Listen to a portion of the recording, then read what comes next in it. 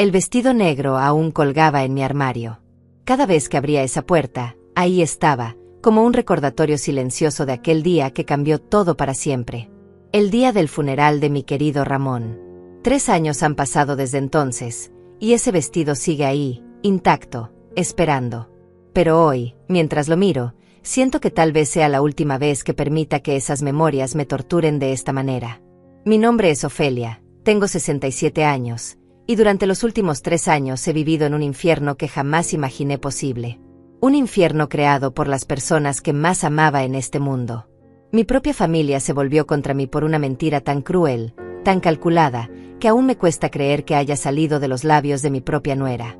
¿Alguna vez han sentido el peso del rechazo familiar? No hablo de una discusión pasajera o un malentendido. Hablo de ser tratada como una extraña por tus propios hijos, de que te nieguen la oportunidad de abrazar a tus nietos, de caminar por la calle y ver cómo los vecinos susurran a tu paso. Eso fue lo que viví durante 1095 días exactos. Todo comenzó en el momento más vulnerable de mi vida. Ramón acababa de partir, mi corazón estaba destrozado, y yo apenas podía mantenerme en pie durante su despedida. La iglesia estaba llena de familiares, amigos, colegas de trabajo que habían llegado para honrar su memoria. El aroma de las flores blancas se mezclaba con el incienso, creando una atmósfera solemne que me envolvía como una manta pesada.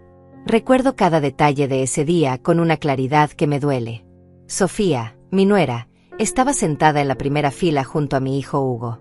Sus ojos enrojecidos parecían sinceros, su dolor aparentaba ser genuino. Durante años había sido parte de nuestra familia, había compartido nuestras cenas dominicales, había celebrado cada cumpleaños y cada Navidad con nosotros. Jamás sospeché que detrás de esa fachada de dolor se escondía el corazón más frío que he conocido. La misa transcurrió entre lágrimas y recuerdos compartidos. El padre Miguel habló sobre la bondad de Ramón, sobre su dedicación como esposo y padre, sobre su generosidad con quienes lo rodeaban. Cada palabra era verdad, cada elogio estaba justificado. Mi esposo había sido un hombre íntegro, trabajador, que se había esforzado toda su vida por construir un patrimonio sólido para su familia. Después del sepelio, regresamos a casa para el velorio. La mesa del comedor se llenó de platillos preparados por familiares y vecinos. El murmullo de las conversaciones se mezclaba con sollozos contenidos y risas nostálgicas mientras todos compartían anécdotas sobre Ramón. Yo me movía entre los invitados como en una nebulosa, agradeciendo las condolencias, escuchando las historias, tratando de mantener la compostura que se esperaba de la viuda. Fue entonces cuando comenzó todo. Sofía se acercó a mi hermana Lidia, quien había llegado desde otra ciudad para acompañarme. Las vi conversar en voz baja cerca de la cocina, sus rostros serios, sus miradas ocasionales hacia mí. Al principio pensé que estaban organizando algo relacionado con la comida o con los invitados que aún llegaban. Pero luego noté cómo la conversación se extendía. Como Sofía gesticulaba con más intensidad, como Lidia fruncía el ceño y meneaba la cabeza con incredulidad. Como, gradualmente, otras personas se fueron acercando a ese pequeño círculo que se formaba alrededor de mi nuera. Mi prima Gloria, mi cuñado Matías, algunos vecinos cercanos. El ambiente cambió sutilmente. Las miradas hacia mí ya no eran de compasión, sino de algo más complejo, más incómodo. Había susurros que se detenían cuando yo me acercaba, conversaciones que se fragmentaban cuando aparecía en el lugar equivocado en el momento equivocado. ¿Han experimentado alguna vez esa sensación de que algo terrible está sucediendo a su alrededor, pero no pueden identificar qué es? Es como si el aire mismo se volviera más espeso, más difícil de respirar. Como si las paredes de tu propia casa comenzaran a cerrarse sobre ti sin que entiendas por qué. Durante las siguientes horas, esa sensación solo se intensificó. Los abrazos se volvieron más breves, las palabras de consuelo sonaban huecas, forzadas. Incluso mi propio hijo Hugo parecía distante, como si hubiera un velo invisible entre nosotros que no existía horas antes. Cuando los últimos invitados se marcharon, cuando las luces se apagaron y finalmente me quedé sola en esa casa que ahora se sentía demasiado grande y demasiado silenciosa, supe que algo había cambiado para siempre. No sabía qué, no sabía cómo, pero podía sentirlo en mis huesos como se siente la llegada de una tormenta. Los días siguientes al funeral fueron una montaña rusa de emociones que jamás olvidaré. Al principio, pensé que la frialdad que había percibido era simplemente el resultado natural del dolor compartido. Después de todo, Cuando una familia pierda a su patriarca, es normal que todos necesiten tiempo para procesar la pérdida, para encontrar su nuevo lugar en una dinámica familiar que había cambiado para siempre. Pero pronto me di cuenta de que lo que estaba sucediendo iba mucho más allá del duelo normal. Las llamadas telefónicas que antes eran diarias se volvieron esporádicas, luego inexistentes.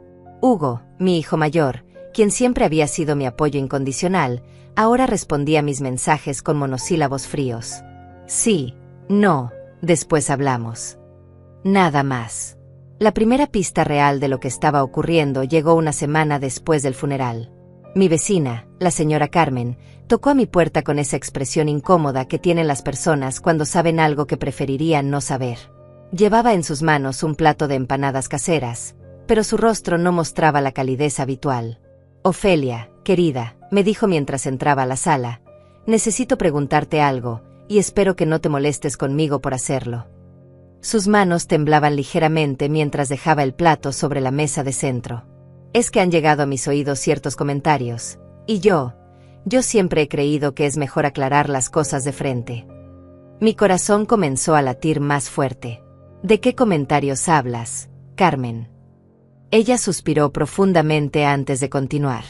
Dicen que tú le fuiste infiel a Ramón, que tenías una relación con alguien más, y que él lo sabía antes de morir. Las palabras salieron de su boca como si fueran piedras pesadas que hubiera estado cargando durante días. Por un momento, el mundo se detuvo.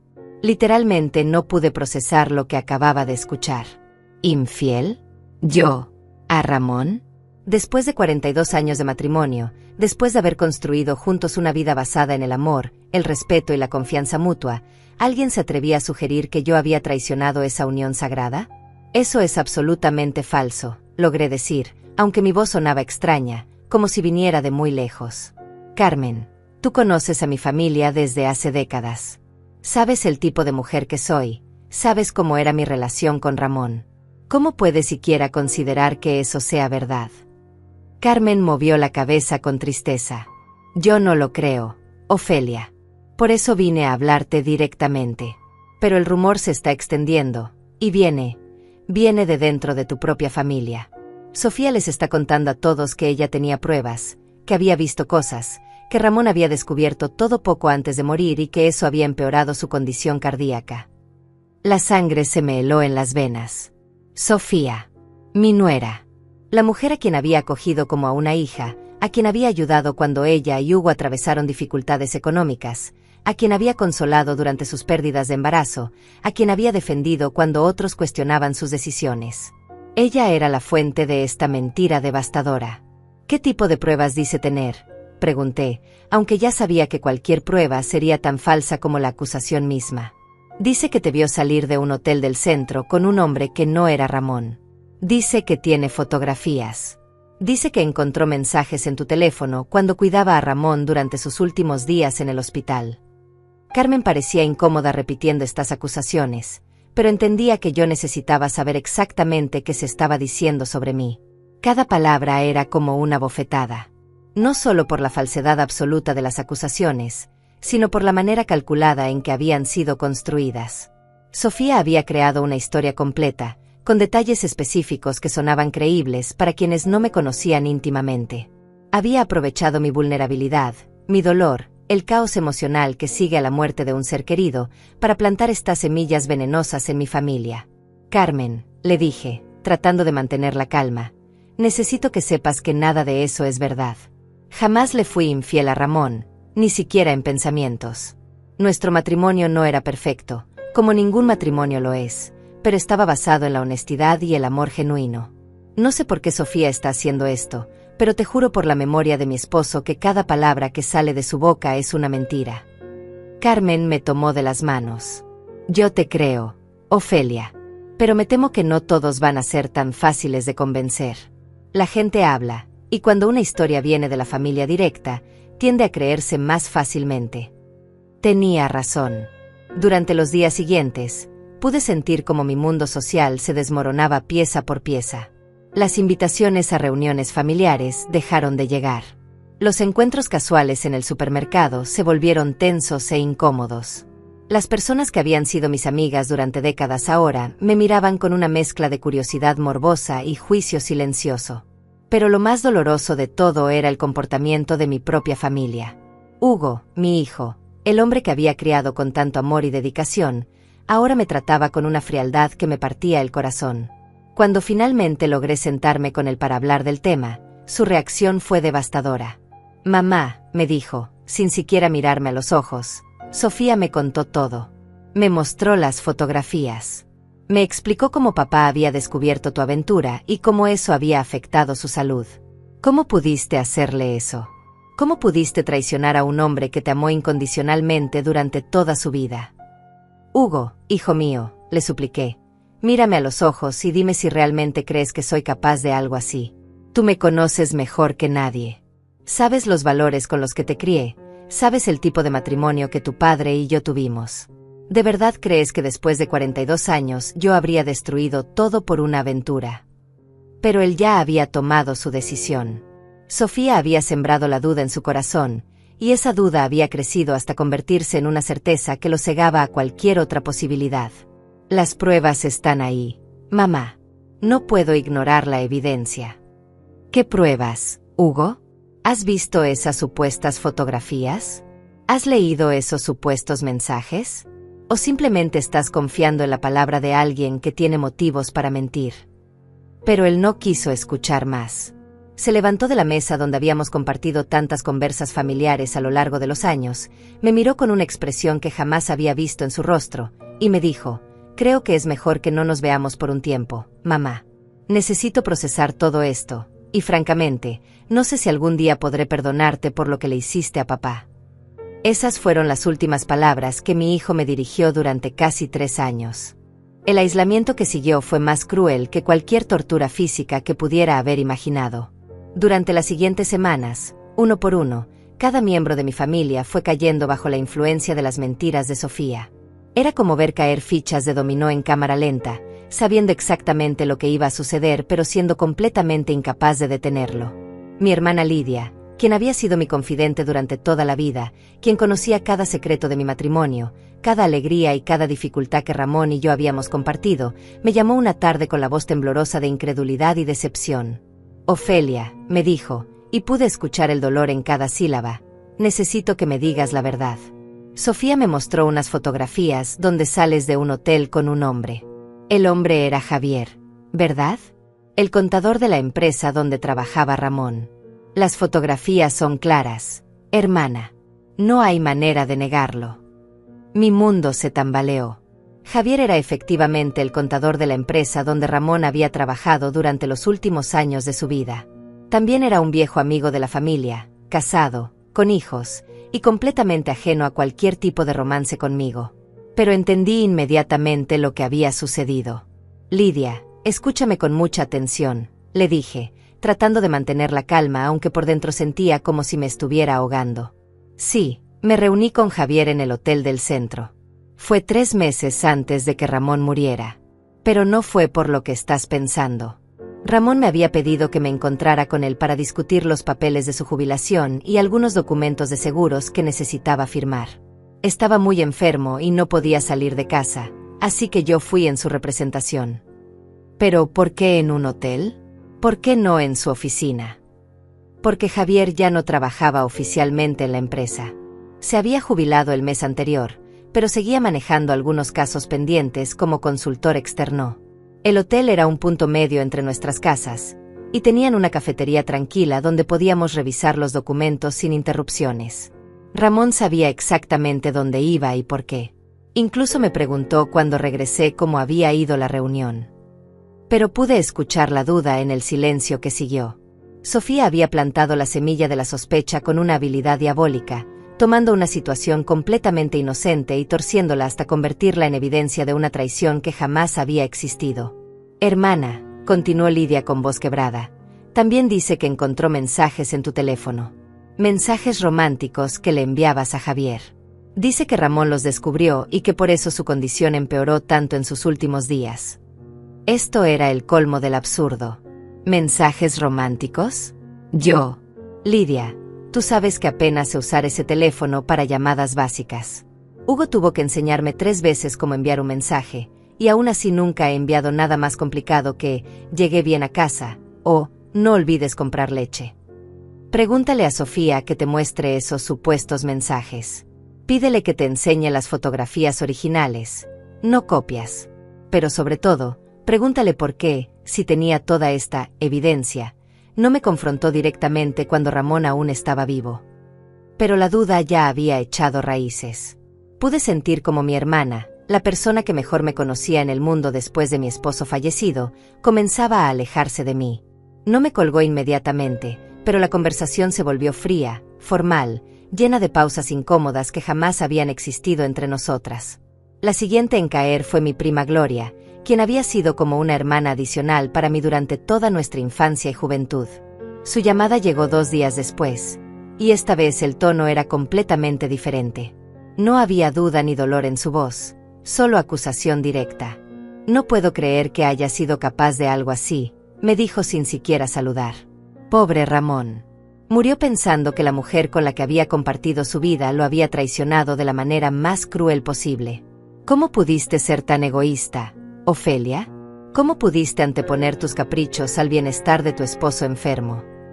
Gloria, por favor, escúchame. Nada de lo que te han contado es verdad. Soy la misma mujer que conoces desde que éramos niñas. ¿Realmente crees que soy capaz de traicionar a Ramón, especialmente cuando estaba enfermo y más me necesitaba? Las pruebas no mienten, Ofelia. Y francamente, me decepciona que sigas negándolo en lugar de al menos mostrar algo de arrepentimiento por lo que hiciste. Fue en ese momento que entendí la genialidad cruel de la estrategia de Sofía. No solo había creado una mentira convincente, sino que había logrado que mi negación se percibiera como evidencia adicional de mi culpabilidad. En la mente de mi familia, una mujer inocente habría estado dispuesta a hacer cualquier cosa para probar su inocencia, mientras que una mujer culpable seguiría negando hasta el final. Los días se convirtieron en semanas, y las semanas en meses. Mi nieto, el pequeño Mateo de 8 años que había sido la luz de mis ojos, ya no venía a visitarme los fines de semana como había hecho durante toda su vida. Cuando lo veía ocasionalmente en la calle o en el parque, me miraba con una expresión confundida y herida que me partía el alma. Era evidente que le habían dicho algo sobre mí, aunque probablemente no entendía completamente qué significaba. La soledad se volvió mi compañera constante. Las tardes que antes llenaba con llamadas telefónicas a familiares y amigos ahora se extendían vacías y silenciosas. Los domingos, que durante décadas habían sido días de reuniones familiares, cenas compartidas y risas de nietos, ahora eran los días más largos y dolorosos de la semana. Pero quizás lo más difícil de sobrellevar era la manera en que la mentira había comenzado a extenderse más allá de mi círculo familiar inmediato. Los vecinos que antes me saludaban cordialmente ahora desviaban la mirada cuando me cruzaba con ellos en la calle. En el supermercado, podía sentir los susurros a mis espaldas, las miradas curiosas y juzgadoras de personas que habían conocido a Ramón y a mí durante años. Una tarde, mientras esperaba en la fila de la farmacia para recoger mis medicamentos para la presión arterial, escuché a 2 mujeres que estaban detrás de mí hablando en voz baja, pero no lo suficientemente baja. «Esa es la señora de la que te hablé», murmuró una. «La que le fue infiel al esposo mientras él se estaba muriendo de cáncer. Imagínate qué tipo de mujer hay que ser para hacer algo así». «Ay, qué horror», respondió la otra. «Y pensar que uno nunca sabe realmente quién es la gente. Por fuera parecía una señora tan decente, tan devota. Pero ya ves, las apariencias engañan». Quise darme la vuelta, quise confrontarlas, quise gritarles que todo era mentira, que jamás había traicionado a mi esposo, que estaban juzgando a una mujer inocente basándose en chismes maliciosos. Pero sabía que cualquier cosa que dijera solo confirmaría su percepción de que yo era exactamente el tipo de mujer capaz de las cosas terribles de las que me acusaban. Así que me quedé en silencio, pagué mis medicamentos, y caminé a casa con la cabeza en alto, aunque por dentro sentía como si me estuviera desmoronando pieza por pieza. Durante los meses que siguieron, desarrollé una rutina que me ayudaba a sobrevivir cada día. Me levantaba temprano, preparaba mi café en la misma taza que había usado durante años, y me sentaba en el jardín que Ramón y yo habíamos cultivado juntos. Las rosas rojas que él había plantado para nuestro 30º aniversario seguían floreciendo, ajenas al drama humano que se desarrollaba a su alrededor. Era en esos momentos de silencio matutino cuando más extrañaba a mi esposo. No solo su presencia física, sino la certeza que había sentido durante más de 4 décadas de que había al menos una persona en el mundo que me conocía completamente, que sabía exactamente quién era yo más allá de cualquier apariencia o malentendido. Ramón había sido mi testigo de vida, y ahora que él no estaba, parecía que nadie más podía dar testimonio de mi verdadera naturaleza. 6 meses después del funeral, cuando ya había perdido la cuenta de las noches que había pasado llorando en silencio, recibí una llamada que cambiaría todo. Era de Adrián, mi hijo menor, quien había estado trabajando en el extranjero desde antes de la muerte de su padre y apenas había podido regresar para el funeral. «Mamá», me dijo, y inmediatamente pude detectar algo diferente en su voz. No era la frialdad que había aprendido a esperar de las comunicaciones familiares, sino algo más parecido a confusión y preocupación. «Necesito hablar contigo. ¿Puedo ir a casa esta tarde?» Mi corazón se aceleró. Adrián había sido siempre el más analítico de mis hijos, el que cuestionaba todo, el que no aceptaba nada sin evidencia sólida. Durante meses había esperado secretamente que él regresara y aplicara esa mentalidad crítica a las acusaciones que habían destrozado mi vida. Cuando llegó esa tarde, lo primero que noté fue lo cansado que se veía. Había perdido peso, tenía ojeras profundas, y se movía con la tensión de alguien que ha estado cargando un peso emocional considerable. Nos sentamos en la sala, en los mismos sillones donde había tenido tantas conversaciones difíciles durante los últimos meses. «Mamá», comenzó, mirándome directamente a los ojos, «he estado hablando con Hugo, con Sofía, con toda la familia sobre lo que supuestamente pasó entre tú y papá antes de que él muriera. Y hay cosas que no me cuadran». Sentí una chispa de esperanza que hacía meses no experimentaba. ¿Qué tipo de cosas? Bueno, primero que nada, Hugo me dijo que Sofía le mostró fotografías donde salías de un hotel con otro hombre. Pero cuando le pedí que me mostrara esas fotografías, me dijo que Sofía las tenía guardadas y que no quería revolverlo todo otra vez. Eso me pareció extraño. Si las pruebas son tan contundentes, ¿por qué no mostrarlas?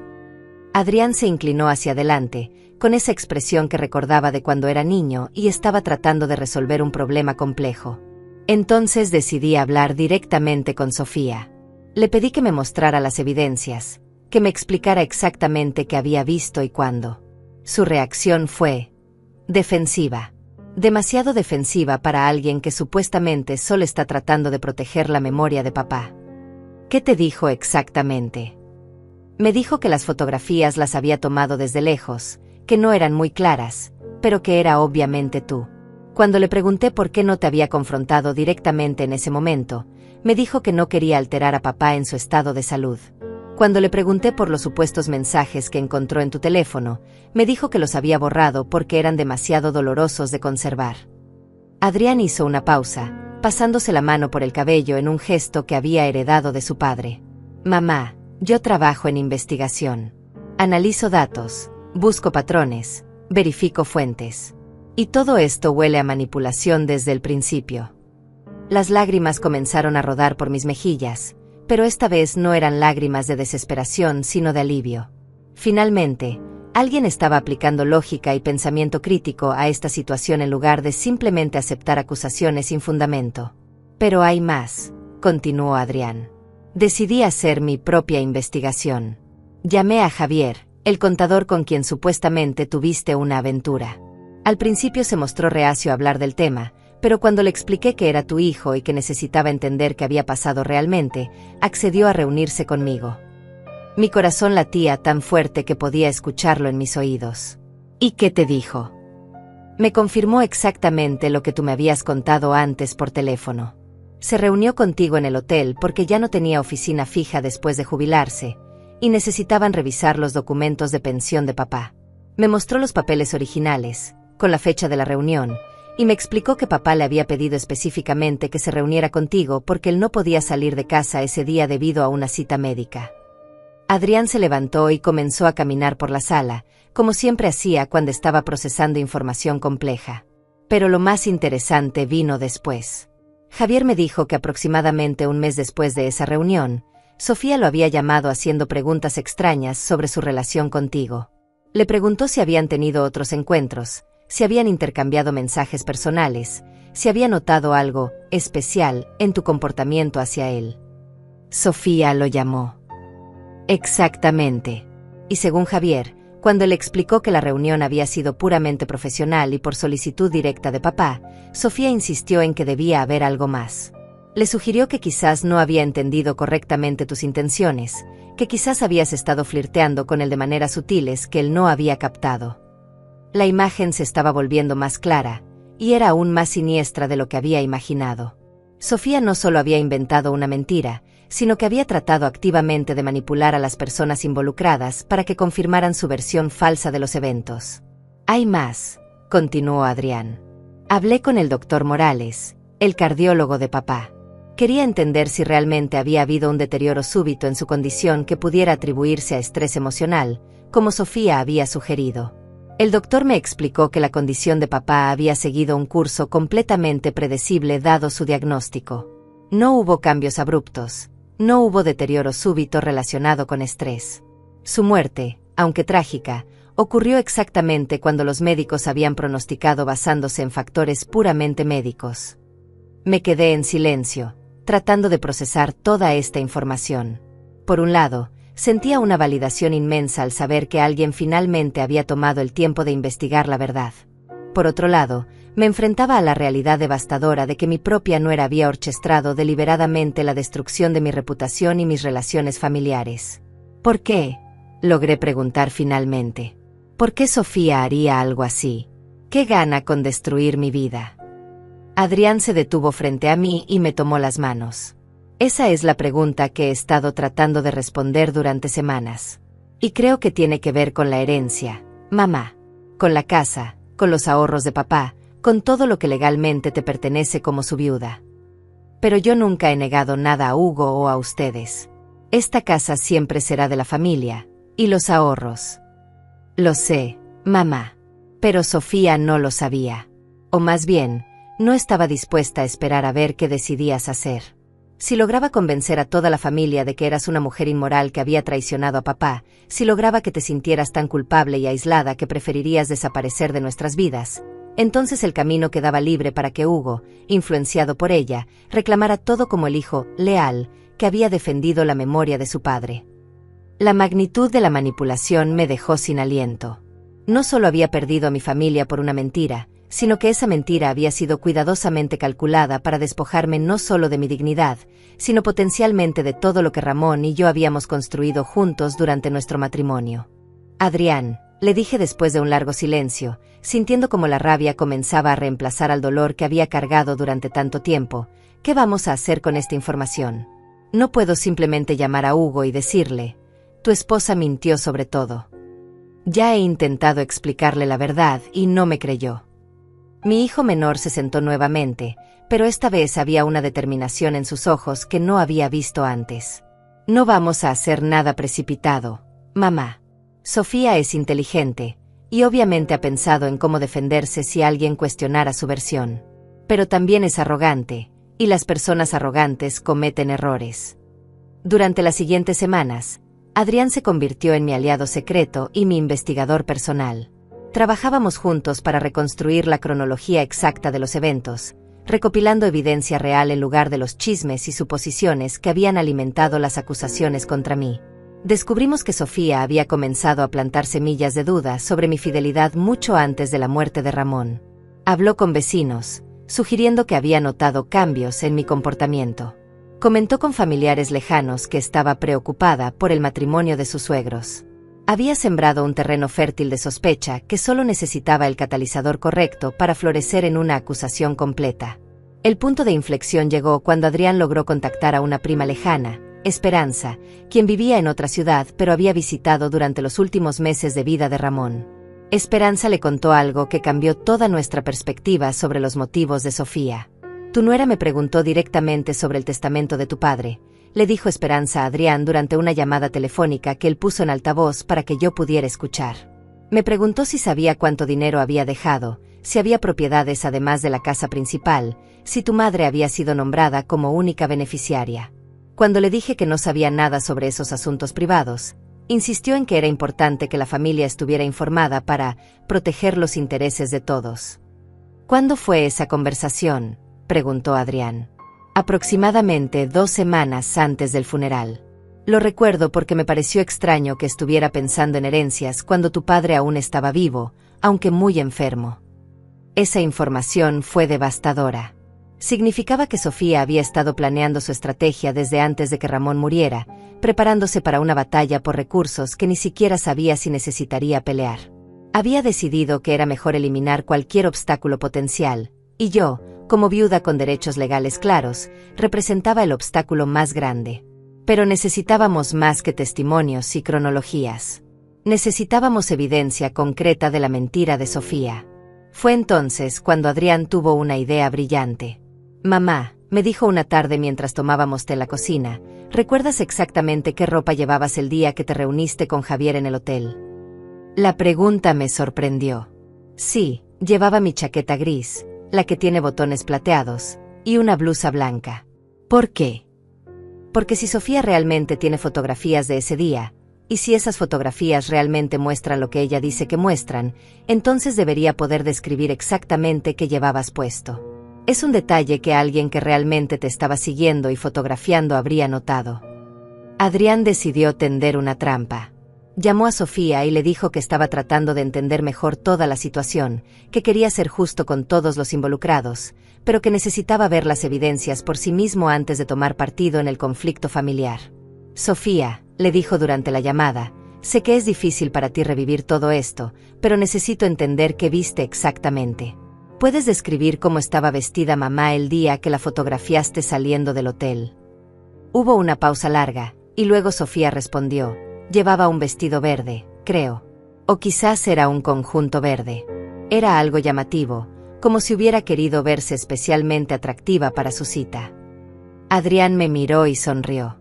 Sofía acababa de confirmar que nunca había tomado ninguna fotografía, que nunca me había visto ese día, que toda su historia era una fabricación completa. Una persona que realmente hubiera estado siguiéndome y documentando mis actividades habría notado mi chaqueta gris distintiva y mi blusa blanca conservadora, no habría inventado un vestido verde que jamás existió. Pero queríamos más evidencia, y la obtuvimos de una fuente completamente inesperada. Una tarde, mientras Adrián revisaba los registros financieros de la familia para entender mejor las posibles motivaciones de Sofía, descubrió algo alarmante. «Mamá», me dijo, mostrándome una serie de documentos que había impreso, «¿sabías que Hugo y Sofía han estado teniendo problemas financieros serios durante los últimos 2 años?» «¿Qué tipo de problemas?» «Préstamos atrasados, tarjetas de crédito al máximo, una segunda hipoteca sobre su casa que está en mora. Según estos registros, están al borde de la bancarrota». Esa información puso todo en perspectiva. Sofía no solo había estado motivada por la codicia general, sino por la desesperación financiera específica. Había visto la muerte inminente de Ramón no como una tragedia familiar, sino como una oportunidad de salvación económica. Pero solo si lograba eliminarme de la ecuación. «Hay más», continuó Adrián. «Encontré registros de que Sofía visitó a un abogado especializado en derecho sucesorio 3 días después del funeral de papá. Quería saber cuáles eran sus opciones si una viuda era considerada indigna de heredar debido a infidelidad o maltrato al cónyuge fallecido». Mi mundo se tambaleó nuevamente. No solo había inventado la mentira, sino que había consultado inmediatamente cómo convertir esa mentira en ganancia financiera real. Había convertido mi dolor y mi vulnerabilidad en una oportunidad de negocio. Pero quizás la evidencia más damning vino cuando Adrián logró hablar con el personal del hotel donde supuestamente había ocurrido mi encuentro ilícito. El conserje, que había trabajado allí durante más de una década, recordaba perfectamente el día en cuestión porque había habido un evento especial en el hotel. «Sí, recuerdo a la señora», le dijo a Adrián. «Vino para reunirse con el contador jubilado en nuestra cafetería. Fue muy cordial, muy profesional. Estuvieron revisando documentos durante aproximadamente 1 hora, y luego ella se fue. Nada inusual o romántico en absoluto. De hecho, recuerdo que mencionó que tenía que regresar rápido a casa porque su esposo la estaba esperando para ir juntos a una cita médica». Esa declaración destruía completamente la narrativa de Sofía. No solo confirmaba que mi reunión había sido profesional y previamente acordada, sino que demostraba que Ramón estaba completamente al tanto de dónde estaba y cuándo regresaría. Con toda esta evidencia acumulada, Adrián y yo nos sentamos una noche a planear nuestra estrategia. No queríamos simplemente limpiar mi nombre, Queríamos que Sofía enfrentara las consecuencias de lo que había hecho. Había destruido una familia, había causado un dolor incalculable, y había manipulado a mi hijo mayor para que se convirtiera en cómplice involuntario de su cruel esquema. «Mamá», me dijo Adrián mientras organizábamos todos los documentos y testimonios que habíamos recopilado, «cuando presentemos toda esta evidencia, la reacción no va a ser fácil de manejar. Hugo va a sentirse devastado al darse cuenta de que ha estado defendiendo una mentira y atacando a su propia madre basándose en manipulaciones. Sofía va a tratar de encontrar maneras de justificar lo que hizo o de crear nuevas mentiras para cubrirse». «Lo sé», le respondí. «Pero ya no puedo vivir en este exilio impuesto por falsedades. He perdido 3 años de mi vida, 3 años de relación con mi nieto, 3 años de conexión con mi familia. Si Hugo no puede aceptar la verdad cuando se le presente con evidencia irrefutable, entonces tendré que aceptar que he perdido a mi hijo mayor para siempre. Pero al menos habré luchado por mi honor y por la memoria real de tu padre». La oportunidad para revelar la verdad llegó de manera inesperada. Hugo me llamó un martes por la tarde, 3 años y 2 meses después del funeral de su padre. Su voz sonaba extraña, vacilante, como si estuviera luchando internamente con algo que no podía expresar fácilmente. «Mamá», me dijo después de un silencio incómodo, «Sofía y yo hemos estado hablando, y pensamos que, bueno, que tal vez ha pasado suficiente tiempo. Mateo pregunta por ti constantemente, y francamente, creo que todos hemos sufrido bastante con esta separación». Mi corazón comenzó a latir más fuerte. Después de tanto tiempo, ¿realmente estaba Hugo tendiendo una rama de olivo? Pero algo en su tono me hizo mantener la cautela. «¿Qué estás sugiriendo exactamente?», le pregunté. «Nos gustaría invitarte a cenar este viernes. En nuestra casa. Sofía ha estado preparando tu plato favorito, ese estofado de cordero que solías hacer para nuestros cumpleaños. Pensamos que podríamos intentar sanar como familia». Había soñado con este momento durante más de 1000 días, pero ahora que estaba sucediendo, sentía una mezcla extraña de esperanza y sospecha. ¿Por qué ahora? ¿Qué había cambiado repentinamente después de tanto tiempo de silencio absoluto? «Hugo», le dije cuidadosamente, «me encantaría volver a ser parte de la familia. Pero necesito entender qué ha motivado este cambio. ¿Has llegado a creer que tal vez las cosas no fueron exactamente como pensabas?» «Mamá, no quiero discutir el pasado. Lo que importa es el futuro. Sofía está dispuesta a pasar la página, y yo también. ¿No es eso lo que siempre quisiste?». Esa respuesta me confirmó mis sospechas. No había habido ningún cambio real en su percepción de los eventos. No había habido ninguna investigación o reflexión sobre la verdad. Esto era algo más, algo que no podía identificar completamente, pero que me hacía sentir profundamente incómoda. Esa noche hablé con Adrián sobre la invitación. Su reacción fue inmediata y alarmante. «Mamá, no puedes ir sola a esa cena. Algo no está bien. Después de 3 años de tratarte como si fueras una extraña, ¿de repente quieren una reconciliación familiar? Sin explicaciones, sin disculpas, sin siquiera reconocer el dolor que te han causado. Pero, ¿y si realmente quieren sanar? ¿Y si han madurado y se han dado cuenta de que la familia es más importante que el pasado?». Adrián me miró con esa expresión seria que había desarrollado durante nuestros meses de investigación. «Mamá, he aprendido a no confiar en las motivaciones de Sofía. Creo que esto es otra trampa, y creo que necesitamos estar preparados». Decidimos que aceptaría la invitación, pero no iría desprevenida. Adrián se quedaría esperando en su auto a una cuadra de la casa de Hugo, listo para intervenir si fuera necesario. También decidimos que llevaría un pequeño grabador digital en mi bolso, no para tender trampas, sino para protegerme de cualquier nueva acusación falsa que pudiera surgir de la reunión. El viernes llegó más rápido de lo que esperaba. Me vestí con cuidado, eligiendo un conjunto sencillo pero elegante, queriendo proyectar dignidad sin parecer que estaba tratando demasiado intensamente de impresionar. Mientras me miraba en el espejo antes de salir, vi a una mujer que había envejecido considerablemente durante los últimos 3 años, pero que también había desarrollado una fortaleza interior que no tenía antes. La casa de Hugo se veía exactamente igual que la recordaba, pero al acercarme a la puerta, me di cuenta de que había un auto desconocido estacionado en la entrada. Un sedán gris oscuro que no reconocía. Eso inmediatamente encendió alarmas en mi cabeza. Sofía abrió la puerta con una sonrisa que no alcanzaba sus ojos. «Ofelia», me dijo, abrazándome de una manera que se sentía completamente artificial. Qué bueno que pudiste venir. Estamos tan emocionados de tenerte de vuelta en familia. La palabra familia salió de sus labios como si fuera miel envenenada. Podía sentir la falsedad en cada sílaba, pero mantuve mi compostura y entré a la casa donde había pasado tantos domingos felices en el pasado. Hugo estaba en la sala, pero no estaba solo. Había un hombre mayor sentado en el sofá, vestido con un traje formal, con un portafolio de cuero en el suelo junto a sus pies. Hugo se levantó para saludarme, y pude ver la tensión en su rostro. «Mamá», me dijo, dándome un abrazo que se sentía obligado, «te presento al señor Bermúdez. Es nuestro abogado». Mi sangre se heló. Un abogado. En una supuesta cena de reconciliación familiar. Todas las alarmas en mi cabeza comenzaron a sonar simultáneamente. ¿Un abogado?, pregunté, manteniendo mi voz lo más calmada posible. ¿Por qué necesitamos un abogado para una cena familiar? Sofía intercambió una mirada con Hugo antes de responder.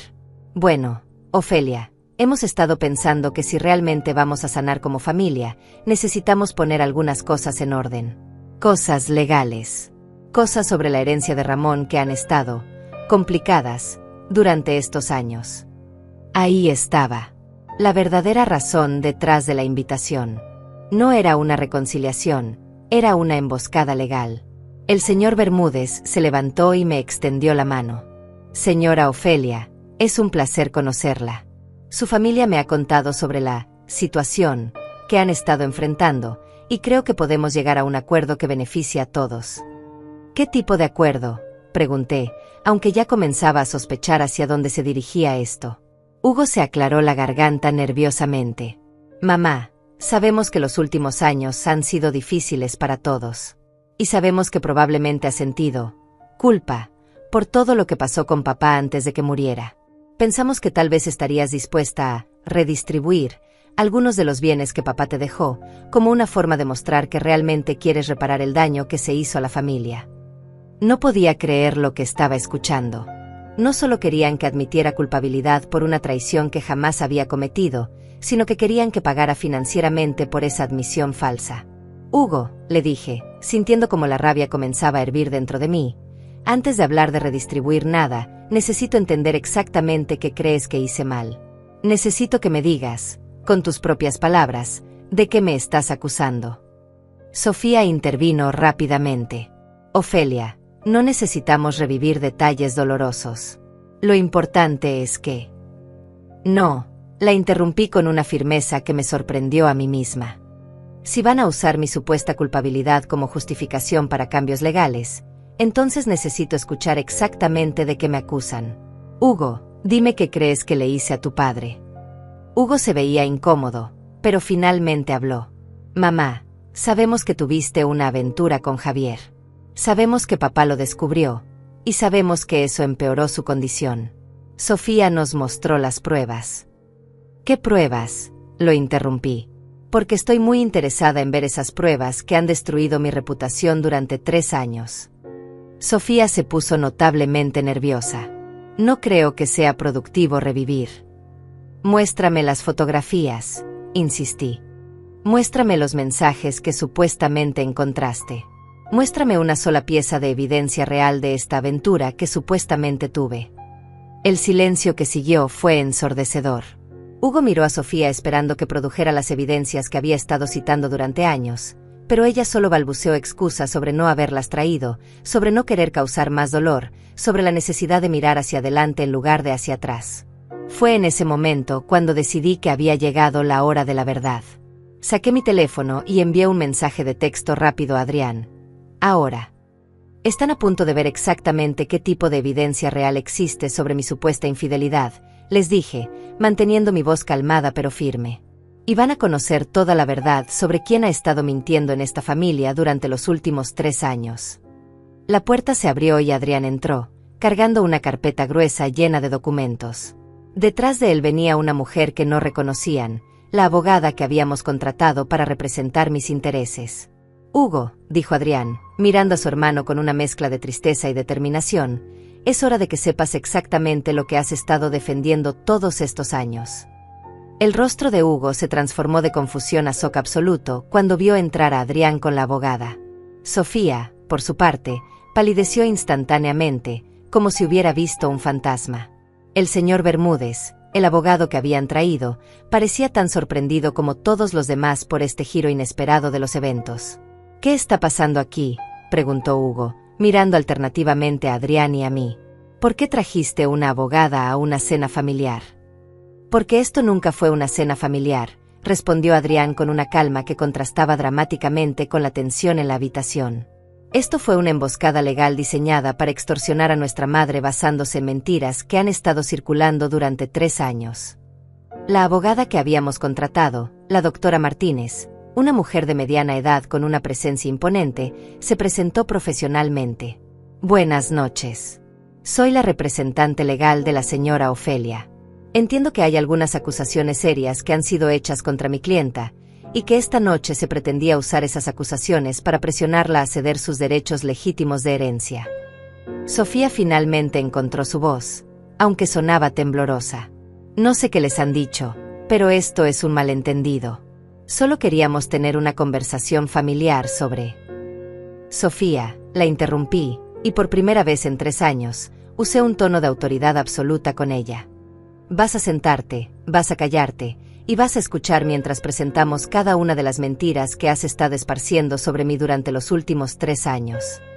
Adrián abrió la carpeta y comenzó a sacar documentos uno por uno, colocándolos meticulosamente sobre la mesa de centro.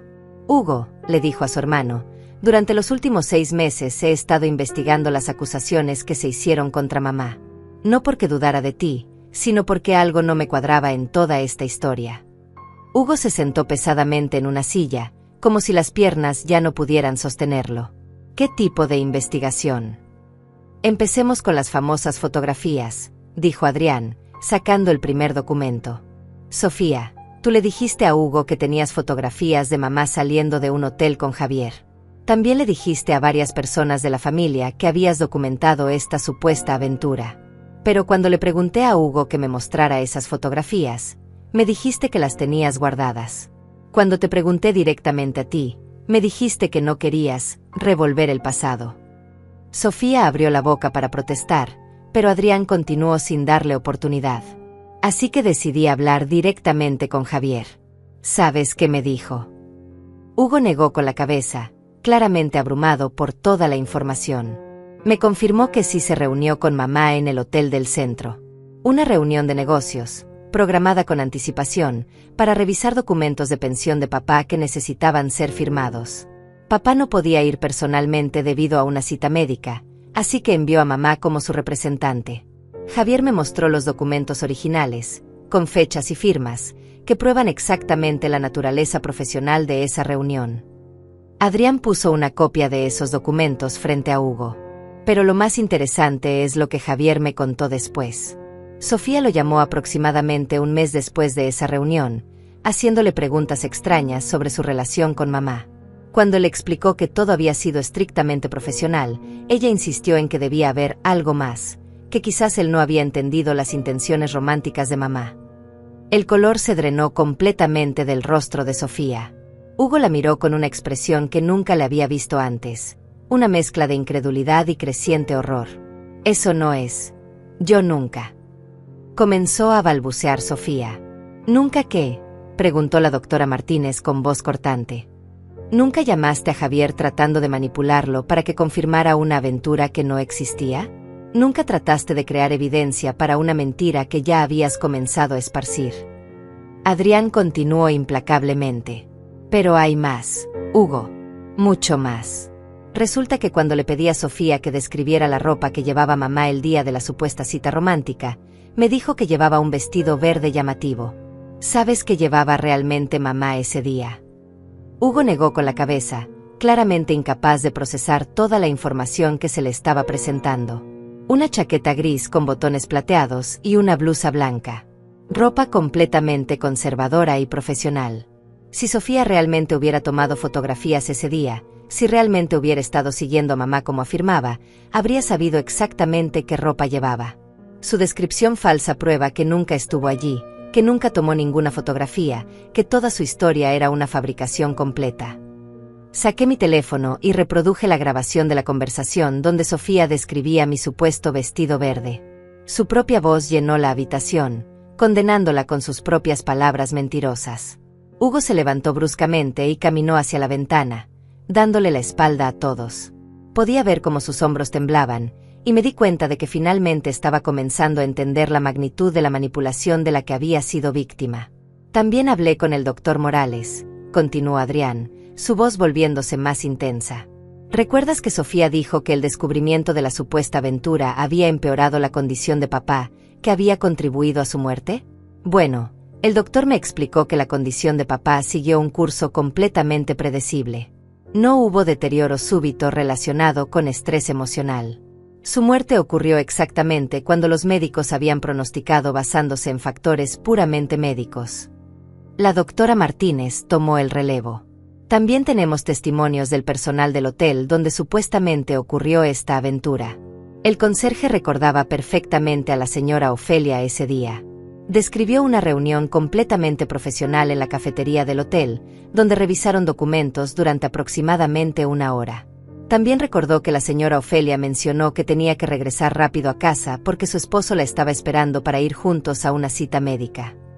Sofía estaba ahora completamente pálida y temblando. Ustedes no entienden.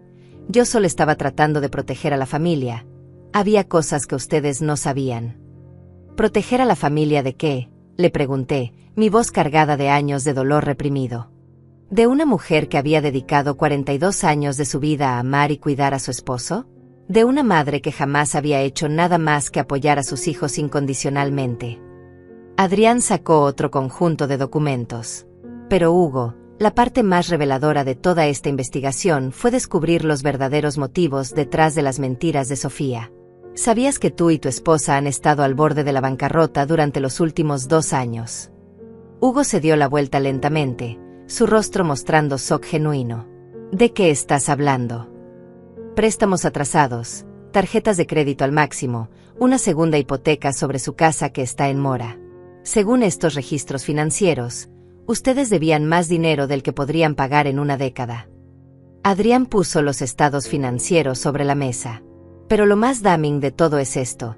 3 días después del funeral de papá, Sofía visitó a un abogado especializado en derecho sucesorio. Quería saber cuáles eran sus opciones si una viuda era considerada indigna de heredar debido a infidelidad o maltrato al cónyuge fallecido. El silencio que siguió fue absoluto. Incluso el señor Bermúdez, el abogado que Sofía y Hugo habían traído, parecía completamente sorprendido por estas revelaciones. Hugo se volvió hacia su esposa con una expresión que nunca había visto en él antes. Sofía, le dijo con voz quebrada, dime que esto no es verdad. Dime que no inventaste toda esta historia sobre mamá para tratar de quedarte con la herencia de papá. Sofía abrió y cerró la boca varias veces, pero no salió ningún sonido. Era como ver a alguien que había estado construyendo un castillo de cartas durante años, ver cómo toda la estructura se colapsaba de una vez. La evidencia es irrefutable, dijo la doctora Martínez. Su esposa orquestó deliberadamente una campaña de difamación contra mi clienta, basada en mentiras fabricadas, con el objetivo específico de desacreditar a la viuda legítima para poder acceder a una herencia que legalmente no le pertenecía. Hugo se desplomó en una silla, poniendo su cabeza entre sus manos. Dios mío, murmuró. ¿Qué he hecho? ¿Cómo pude ser tan ciego? Por primera vez en 3 años, mi hijo mayor no estaba mirando a su madre con sospecha o frialdad, sino con horror por lo que había permitido que pasara. El silencio en la habitación se volvió ensordecedor. Hugo tenía la cabeza entre las manos, sus hombros sacudiéndose con sollozos silenciosos que me partían el corazón a pesar de todo lo que había pasado. Sofía permanecía inmóvil, como una estatua de sal, aparentemente incapaz de procesar que su elaborado castillo de mentiras finalmente se había derrumbado. El señor Bermúdez, el abogado que habían contratado, cerró su portafolio lentamente. Creo que mi participación en esta reunión ha terminado, dijo con voz incómoda. Claramente, la información que me proporcionaron para preparar estos documentos era incompleta. Se levantó y se dirigió hacia la puerta sin mirar a nadie a los ojos. Cuando se fue, la realidad de la situación pareció golpear a Hugo con toda su fuerza. Se levantó lentamente y caminó hacia mí, pero se detuvo a medio camino, como si no supiera si tenía derecho a acercarse después de todo lo que había pasado. «Mamá», dijo con voz quebrada, «yo no sé ni siquiera por dónde empezar. No sé cómo disculparme por lo que te he hecho. No sé cómo vivir con el conocimiento de que he estado defendiendo una mentira y atacando a mi propia madre durante 3 años». Las lágrimas que había estado conteniendo durante toda la confrontación finalmente comenzaron a rodar por mis mejillas. Ver a mi hijo mayor en ese estado de devastación emocional era casi tan doloroso como haber vivido 3 años de exilio familiar. «Hugo», le dije suavemente, «tú también fuiste víctima de esta manipulación». Sofía sabía exactamente cómo presentar su mentira para que sonara creíble, sabía cómo explotar tu amor por tu padre y tu respeto por su memoria. Pero Hugo negó con la cabeza violentamente. «No, mamá. No puedes excusarme tan fácilmente. Soy un hombre adulto. Debería haber investigado por mí mismo en lugar de simplemente aceptar acusaciones tan serias sin evidencia real. Debería haber confiado en la mujer que me crió, que me enseñó valores, que jamás me había mentido en toda mi vida». Sofía finalmente encontró su voz, aunque sonaba desesperada y desafiante al mismo tiempo. «Ustedes no entienden la presión que estaba bajo», dijo, dirigiéndose principalmente a Hugo. «Estábamos perdiendo la casa, no podíamos pagar las deudas, los niños iban a tener que cambiar de escuela. Cuando Ramón murió, pensé que tal vez habría una manera de...». «¿Una manera de qué?», la interrumpió Hugo, volviéndose hacia ella con una furia que jamás había visto en él. «¿Una manera de robar la herencia de mi madre inventando mentiras sobre su carácter? ¿Una manera de destruir a una mujer de 67 años que acababa de perder a su esposo?» «No fue robar», gritó Sofía, finalmente perdiendo la compostura que había mantenido durante años. «Pensé que si ella se sentía lo suficientemente culpable, si la familia la rechazaba lo suficiente, ella misma decidiría redistribuir los bienes. Pensé que sería una solución que no lastimaría realmente a nadie». La confesión completa finalmente había salido de sus labios. Había admitido abiertamente que había inventado toda la historia de la infidelidad como una estrategia para manipular emocionalmente a una viuda en duelo. Adrián se acercó a Sofía con una calma que era más aterradora que cualquier grito. «¿No lastimaría a nadie? ¿Has visto a nuestra madre durante los últimos 3 años? ¿Has visto cómo ha envejecido, cómo ha sufrido, cómo ha vivido en aislamiento total de su familia? ¿Has pensado en Mateo, que ha pasado 3 años sin su abuela porque tú le llenaste la cabeza de mentiras sobre ella?» Como si hubiera sido invocado por su nombre, escuchamos pasos pequeños en las escaleras. Mateo, ahora de 11 años, apareció en la sala con su pijama, claramente despertado por las voces altas. «¿Papá? ¿Qué está pasando?», preguntó, y luego me vio. Sus ojos se abrieron enormemente. «Abuela Ofelia». Mi corazón se partió en 1000 pedazos. Mi nieto había crecido tanto durante esos 3 años. Ya no era el niño pequeño que recordaba, sino un preadolescente que me miraba con una mezcla de reconocimiento, confusión y algo que podría haber sido esperanza. «Hola, mi amor», le dije suavemente, agachándome para estar a su altura. «Sí, soy yo».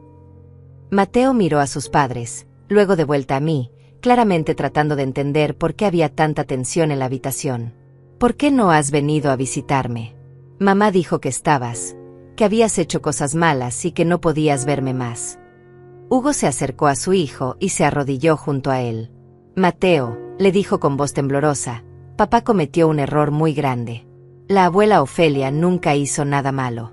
Alguien mintió sobre ella, y yo creí esas mentiras sin verificar si eran verdad». «¿Quién mintió?», preguntó Mateo con la honestidad directa que solo los niños poseen. Hugo miró a Sofía, luego de vuelta a su hijo. «Tu mamá mintió, hijo. Y por culpa de esas mentiras, la abuela Ofelia ha estado muy triste y sola durante 3 años». Mateo procesó esta información con la seriedad de un adulto pequeño. Luego caminó directamente hacia mí y me abrazó con una fuerza que no esperaba de alguien tan joven. «Lo siento, abuela», murmuró contra mi hombro. «Te extrañé muchísimo». Fue en ese momento que finalmente me permití llorar completamente. 3 años de dolor, aislamiento, humillación y pérdida se derramaron de mí mientras abrazaba a mi nieto, sintiendo como un pedazo importante de mi mundo finalmente regresaba a su lugar. Sofía, viendo que había perdido completamente el control de la situación, hizo un último intento desesperado de justificarse. Hugo, tú sabes que todo lo que hice fue por nuestra familia, por nuestros hijos, por nuestro futuro. No cuenta eso para nada. Hugo se levantó lentamente y se dirigió hacia ella con una expresión que jamás había visto en su rostro. ¿Por nuestra familia? Destruiste a nuestra familia. Convertiste a nuestro hijo en cómplice involuntario de tu crueldad. Hiciste que yo traicionara a mi propia madre. Hiciste que perdiera 3 años de relación con la mujer que me dio la vida y me enseñó todo lo que sé sobre honor y decencia. Hugo, por favor. No, la interrumpió. No hay, por favor, después de esto. No hay explicaciones que puedan justificar lo que hiciste. Has mostrado una capacidad de crueldad y manipulación que jamás pensé que existiera en la mujer con la que me casé. La doctora Martínez, que había permanecido silenciosa durante este intercambio emocional, finalmente habló. Creo que es importante que todos entiendan las implicaciones legales de lo que ha ocurrido aquí esta noche. La difamación intencional, especialmente cuando está diseñada para interferir con derechos de herencia, puede tener consecuencias legales serias. Sofía palideció aún más. ¿Qué tipo de consecuencias? Demandas civiles por daños emocionales y financieros. Posibles cargos criminales por fraude si se puede probar que había intención de obtener beneficios económicos a través de mentiras deliberadas. Y ciertamente, cualquier reclamo que ustedes pudieran haber tenido sobre la herencia de Ramón ha quedado completamente invalidado por este comportamiento. Hugo se volvió hacia mí con una expresión de profunda vergüenza. Mamá, sé que no tengo derecho a pedirte esto después de todo lo que ha pasado, pero ¿hay alguna manera de que puedas perdonarme? ¿Alguna manera de que podamos reconstruir lo que se perdió? Lo miré durante un largo momento, viendo en su rostro al niño que había criado, al hombre bueno que sabía que era en el fondo, pero también viendo la realidad de 3 años perdidos que jamás podrían recuperarse completamente. Hugo, le dije finalmente, tú eres mi hijo, y siempre lo serás. Pero el perdón es un proceso, no un momento. Y la confianza es algo que se construye día a día, no algo que se puede restaurar con una sola conversación. 3 semanas después de aquella noche que cambió todo, me encontré sentada en mi jardín una mañana de sábado, tomando café en la misma taza que había usado durante años, pero sintiendo que el mundo a mi alrededor había sido completamente transformado. Las rosas rojas que Ramón había plantado seguían floreciendo, pero ahora las veía con ojos diferentes, con la perspectiva de alguien que había pasado por el fuego y había emergido, si no ilesa, al menos más fuerte. Hugo había venido a visitarme 3 veces desde aquella confrontación. Cada visita había sido un ejercicio cuidadoso en reconstruir una relación que había sido destrozada por años de manipulación y mentiras. No era fácil para ninguno de los dos. Él cargaba con una culpa enorme por haber dudado de mí, y yo cargaba con el dolor de haber sido rechazada por mi propio hijo durante los años más vulnerables de mi vida. Durante nuestra segunda visita, Hugo me había contado sobre las conversaciones que había tenido con Sofía después de aquella noche. Mamá, me había dicho. Cuando llegamos a casa después de que se fueran tú y Adrián, Sofía trató de convencerme de que todo había sido un malentendido gigantesco. Dijo que tal vez había exagerado algunos detalles, pero que sus intenciones siempre habían sido proteger a la familia. ¿Y qué le dijiste? Le dije que ya no podía creer una sola palabra que saliera de su boca. Le dije que había destruido no solo tu vida, sino la mía también, porque me había convertido en cómplice de algo imperdonable. Hugo había pausado, luchando con sus emociones. Le dije que quería el divorcio. Esa noticia me había llenado de sentimientos contradictorios.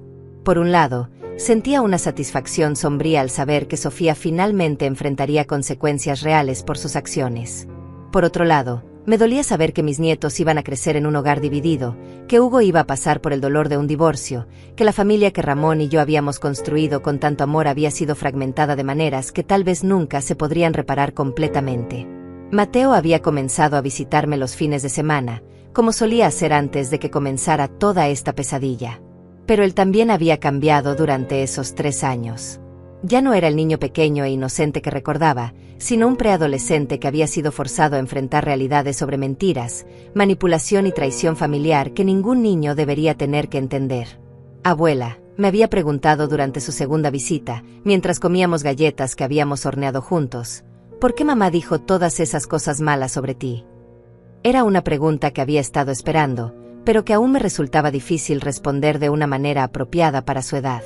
A veces, mi amor, le había dicho, las personas hacen cosas muy malas cuando tienen miedo o cuando quieren algo que no les pertenece. Tu mamá estaba asustada por problemas de dinero, y pensó que si conseguía que todos se enojaran conmigo, tal vez podría resolver esos problemas. Pero eso estaba mal, había dicho Mateo con la claridad moral que solo los niños poseen. Sí, mi amor. Estaba muy mal. Adrián había sido mi roca durante toda esta transición. Después de aquella noche de confrontación, habíamos desarrollado una relación más profunda y fuerte que la que habíamos tenido antes. Él entendía lo que era haber estado aislado de la familia, habiendo vivido en el extranjero durante tanto tiempo. También entendía la importancia de la verdad y la justicia de una manera que tal vez Hugo aún estaba aprendiendo. Mamá, me había dicho una tarde mientras organizábamos todos los documentos legales que habían surgido del caso, sé que Hugo quiere que todo vuelva a ser como antes, pero tú no tienes que hacer eso. No tienes que perdonar y olvidar solo porque él finalmente se dio cuenta de la verdad. Tenía razón. Durante 3 años, había soñado con el momento en que mi familia finalmente entendería que había sido víctima de una mentira cruel. Había imaginado que cuando llegara ese momento, todo el dolor desaparecería instantáneamente, que podríamos retomar nuestras relaciones como si esos años perdidos nunca hubieran existido. Pero la realidad era mucho más compleja. El perdón no era un interruptor que podía encender y apagar a voluntad. La confianza no era algo que se pudiera restaurar con disculpas, sin importar cuán sinceras fueran. Y los años perdidos seguían siendo años perdidos, llenos de cumpleaños sin celebrar, fiestas navideñas en soledad y momentos de crecimiento de mis nietos que había perdido para siempre. Una tarde, mientras paseaba por el parque donde solía llevar a Mateo cuando era pequeño, me encontré con Lidia, mi hermana, quien había sido una de las primeras en creer las mentiras de Sofía. Nos vimos desde lejos, y por un momento pensé que iba a cambiar de dirección para evitarme, como había hecho durante los últimos 3 años. Pero en lugar de eso, caminó directamente hacia mí, con lágrimas en los ojos y una expresión de profunda vergüenza en su rostro. Ofelia, me dijo cuando estuvimos lo suficientemente cerca para hablar. Hugo me contó todo. Me contó sobre la investigación de Adrián, sobre las mentiras de Sofía, sobre todo lo que realmente pasó. Lo sé, le respondí simplemente. Hermana, no sé cómo pedirte perdón. No sé cómo vivir con el conocimiento de que dudé de ti, de que te di la espalda cuando más me necesitabas. Eres mi hermana. Te conozco desde que naciste. Debería haber sabido que eras incapaz de traicionar a Ramón. La miré durante un largo momento, viendo en su rostro el mismo dolor y arrepentimiento que había visto en Hugo. Lidia, le dije finalmente, tú también fuiste víctima de la manipulación de Sofía. Ella sabía exactamente cómo presentar su mentira para que sonara convincente. Pero debería haber confiado en ti. Debería haber exigido ver evidencia real antes de creer algo tan terrible sobre mi propia hermana. Tenía razón, por supuesto. Pero al igual que con Hugo, entendía que el dolor y la culpa que estaba sintiendo ahora eran su propio castigo por haber dudado de mí. No necesitaba añadir más sufrimiento a lo que ya estaba experimentando. El perdón es un proceso, le dije, usando las mismas palabras que había usado con Hugo. Y llevará tiempo reconstruir lo que se perdió.